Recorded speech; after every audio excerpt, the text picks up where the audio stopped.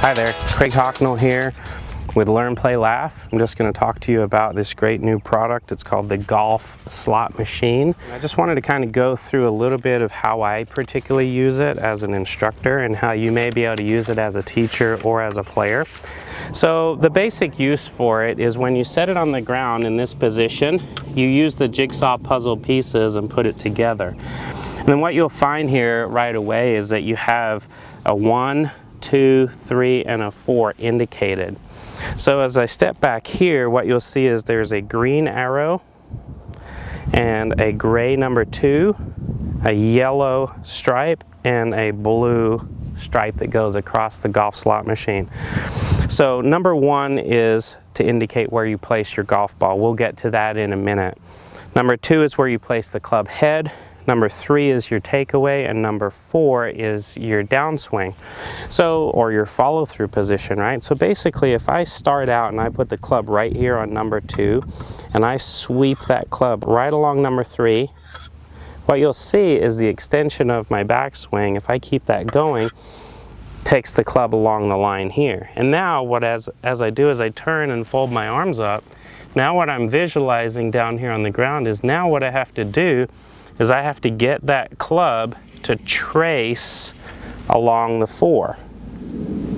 Okay, so if you've been in golf for any length of time, you've heard of dropping it in the slot. So that's really what this indicates, is this slot position. So anybody knows that that slot right here is where that right elbow for a right-handed golfer kind of drops in against the rib cage. And right about here, it then creates some of that hinge and that lag, that load of the shaft. And then right here, once you're kind of in that slot, you really have to fire at this point. And what it does is it catapults or slingshots your hand action through the ball. So if I go through this again, and this is shadowing on top of the device.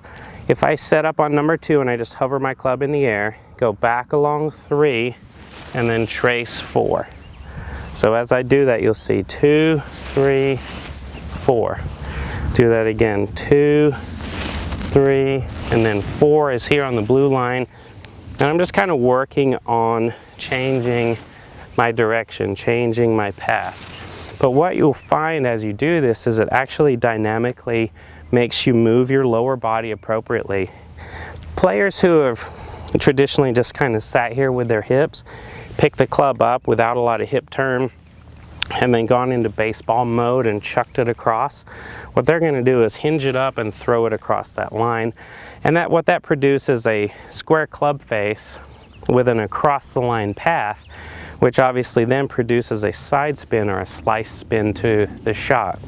So if you've got a player or you yourself are struggling with that over the top move, what you can do is just follow these steps. So 2, 3 is down the line, and then 4, in order to you can't just leave your hips here and expect to throw the club out.